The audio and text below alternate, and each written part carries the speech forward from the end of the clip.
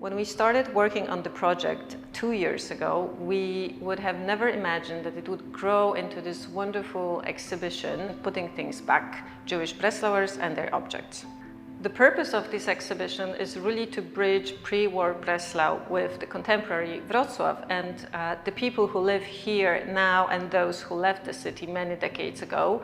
And at the opening of the exhibition, we were really happy to see this bridge coming through and people connecting and discussing and talking about their family stories, about the city and about the memories that they carry. We are right now in the ENHEIM flat. ENHEIM family was a Jewish family. They came from Upper Silesia to Breslau, and in 1810 they rebuilt the house. The history of the family was also connected with the Jewish community in Breslau. We were very happy to see all the families coming from Sweden, United States, Israel, Belgium, Scotland and Germany to come celebrate with us the opening of the exhibition and the success of presenting those objects to the public. The exhibition is exploring bigger themes and taking the public through a journey of a Jewish pre-war life in Breslau, through becoming a Breslauer, the family life and work, culture and leisure and education. But we are also looking at different objects brought by the families and the history of those objects. Most of them left with the families before the war, but some of them were recovered or returned to the families. Right now we are in the exhibition space, but it used to be a flat to many Jewish families in Breslau, in the pre-war Wrocław. So it's a very unique space to show the personal belongings of the families. And one of the families presented in this exhibition, it's Hertz family. You can see on the map business correspondence of the Hertz family.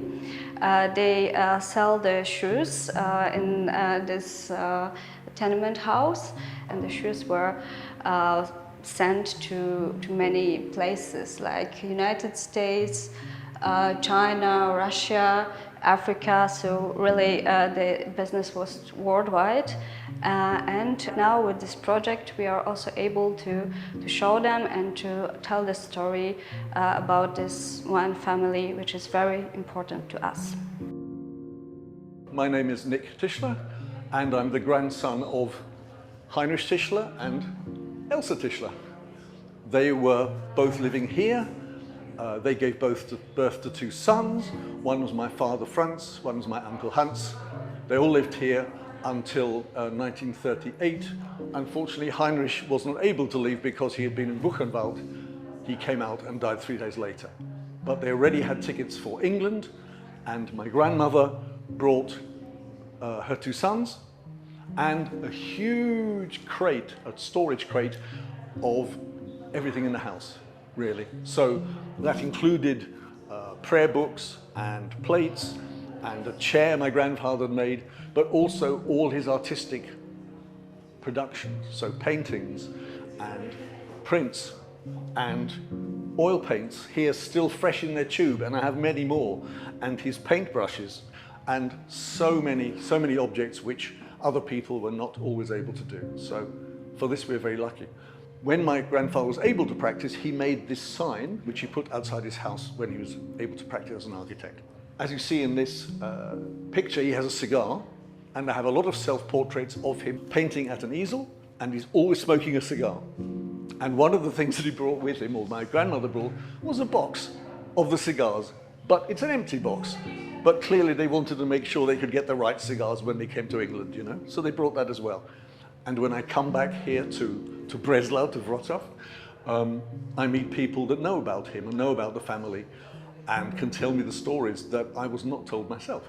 My mother's parents are Elizabeth and Rudolf Freund, and Rudolf Freund's father, Wilhelm Solomon Freund, was the person, he's my great-grandfather, was the person who had the silver tiara and tie pin made in honor of his 25th wedding anniversary. And it's now been in our family for this whole time, and it travels around really, I guess, the globe, to different members of the family who are either celebrating their 10th wedding anniversary or 25th wedding anniversary. So it arrived at our house, which was sort of a little sunny spot in the middle of the craziness of the pandemic, seeing that, you know, life continues to go on and traditions continue to go on despite the craziness that happens in the world. And this is a painting of our great-great-great-grandmother. Unfortunately, our father cleaned her when I was a child, and so for years she was tucked away in a closet. But now she's actually, again, looking quite beautiful. These are actually currently living in Wrocław in the City Museum, History Museum.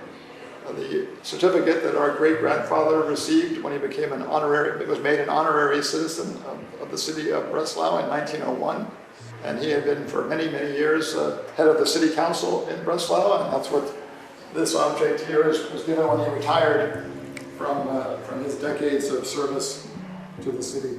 In terms of what the objects bring back, it's very exciting for me to have this particular photo here because it's the room in the house of our grandparents, and actually it includes where the portrait was in the building still exists. We've had a chance to be in that building. It just starts to create the layers of experience of being now in Wrocław, but also having these images in our mind and of what it was like in the past when our grandparents lived here. I'm Madeline Zadig from the United States, and this frying pan is something that my mother carried with her around the world, because when my mother was 13 and her sister 11, their mother died, and their father made them scrambled eggs using this little pan and spoon.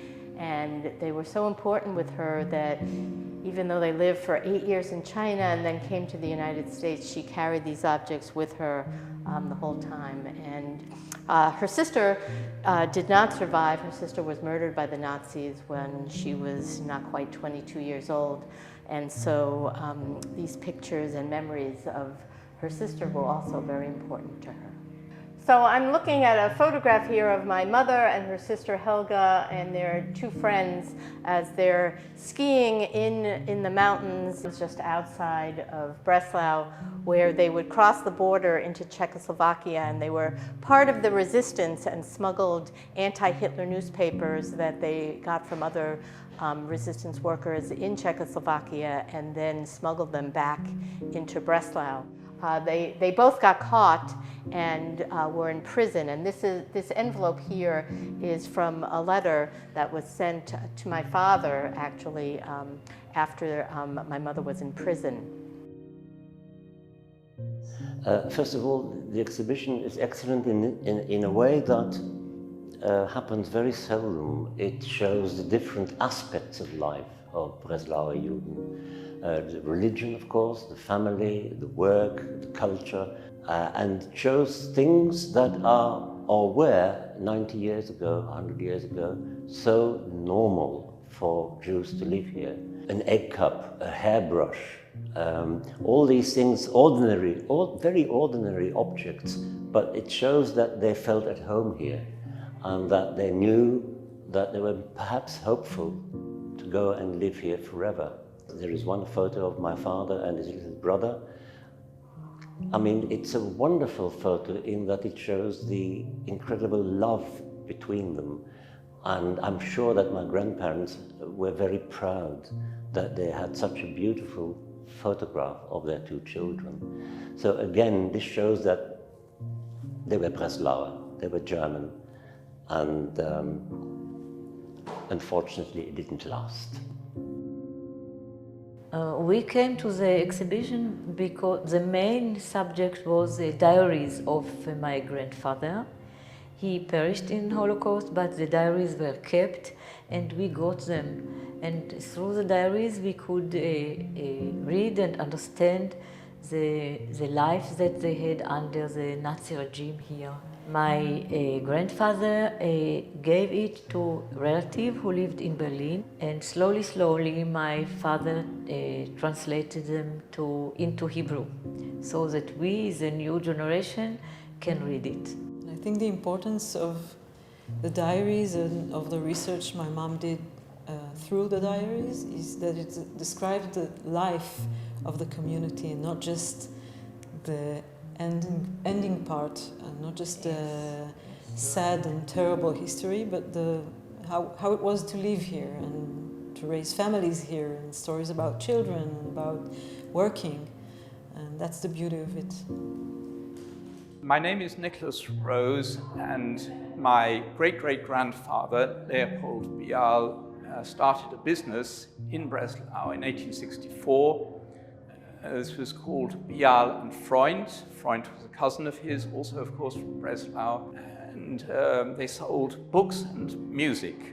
I grew up with a lot of books, literature, and my grandmother, who was born in Breslau, became a professional pianist. So music and books have been in my blood from a very young age. And I think that's why the family firm of Bial and Freund means so much to me. My name is Daniel Ljunggren. I'm from Sweden, and I brought this table with 2 chairs for the exhibition. They are designed and manufactured by my great-grandfather. He was one of very few Jewish architects who remained in Breslau during the Nazi era. And when people were emigrating, he designed easy-to-carry furniture for them to bring with them. These pieces were made for a family called the Goldschmidt. They've been through a lot. They've traveled from here to Israel. When the Goldschmidts died, these furniture were left to my great-aunt in Israel, and she left them to me. So they've been from Israel to Sweden, and now they're back in Wrocław. For me, it's important because my mother and Helga were really role models for me.